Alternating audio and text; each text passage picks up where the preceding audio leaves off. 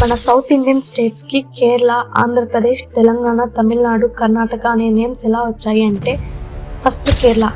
కేరా అంటే కొబ్బరి చెట్టు, అలాం అంటే ల్యాండ్, కాబట్టి కేరళ అంటే కొబ్బరి చెట్ల నేల అనే అర్థంతో ఈ పేరు వచ్చింది. అలాగే ఇంకో కథనం ప్రకారం అశోకుని శాసనాల ప్రకారం చేరా రాజులు ఈ ప్రాంతాన్ని రూల్ చేయడం వల్ల కేరళ పుత్ర అని పిలిచేవారు. అలా కేరళ పుత్ర కేరళగా మారింది. నెక్స్ట్ కర్ణాటక. కర్ణాటక అనే పేరు కరునాడు నుంచి వచ్చింది. కరు అంటే ఎత్తైన భూమి, నాడు అంటే ప్రాంతం. కాలక్రమేణా కరునాడు కర్ణాటకగా మారింది. నెక్స్ట్ తెలంగాణ. తెలంగాణ అనే పదం త్రిలింగ దేశ అనే పదం నుండి వచ్చింది.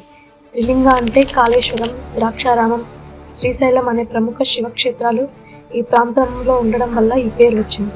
కాలక్రమేణా ఈ పేరు తెలంగాణగా మారింది. నెక్స్ట్ ఆంధ్రప్రదేశ్. కృష్ణా, గోదావరి ప్రాంతంలో ఆంధ్రాస్ అనే ట్రైబ్స్ ఉండేవారు. వాళ్ళ నుండి వచ్చిన శాతవాహనులు ఈ ప్రాంతాన్ని రూల్ చేశారు. అప్పటి నుండి ఈ ప్రాంతం ఆంధ్రదేశ, తర్వాత ఆంధ్రప్రదేశ్ అయింది. నెక్స్ట్ తమిళనాడు. బ్రిటిష్ టైంలో ఈ ప్రాంతంని మద్రాస్ అని పిలిచేవారు. 1956 తర్వాత కూడా కొన్ని సంవత్సరాలు అదే పేరు ఉంది. తర్వాత భాష ఆధారంగా మరియు తమిళ సంస్కృతికి గుర్తింపు కోసం 1969లో అఫీషియల్గా తమిళనాడు అని మార్చారు.